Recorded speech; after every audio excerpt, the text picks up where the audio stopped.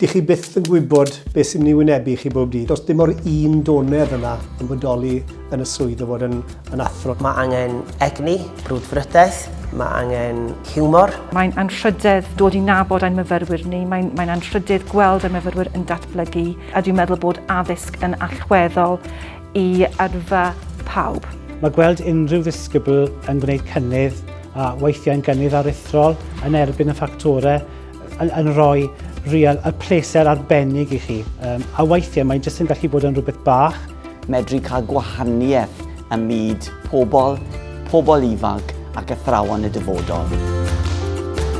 Mae'r cwrs tar a'r rhaglen ag gyda ni yn y brifysgol yn un heriol ond un llwyddiannus iawn. Maen nhw'n gyrsiau sydd ar sail ar dystiolaeth ac ymchwil, ond maen nhw'n ymarferol iawn. Ni'n gweithio'n agos iawn gyda'r ysgolion. Mae cael y cyfle i gydweithio gyda athrawon profiadol yn yr ysgolion yn holl bwysig. Mae'r myfyrwyr yn gallu gweld beth sy'n siwtio orau iddyn nhw. A sicrhau bod y myfyrwyr yn cael profiadau cyfoethog gwerthfawr yn ystod y profiad dysgu. Nid yn unig gwybod beth sy'n gweithio orau, ond deall pam mae'n gweithio orau.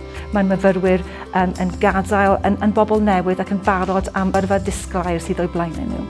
Yr hyn sy'n gyffrous yn fod yn rhan o fyd addysg ar hyn o bryd yw wrth gwrs y datblygiadau ym myd addysg a'r cwricwlwm newydd i Gymru.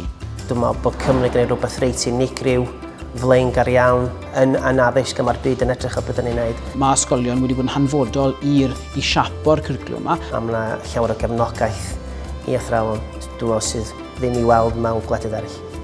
Mewn blynyddoedd pan ych chi'n gweld eich disgyblion chi'n llwyddo a bod chi'n taro mewn nhw ar y stryd a maen nhw'n gweud beth maen nhw'n wneud nawr a chi'n meddwl, gaethon ni jobyn da fyna. Mae'r manteision a'r buddion ych chi'n cael o weithio gyda pobl ifanc a chymuned ysgol yn enfawr. Ffordd da o greu bywoliaeth.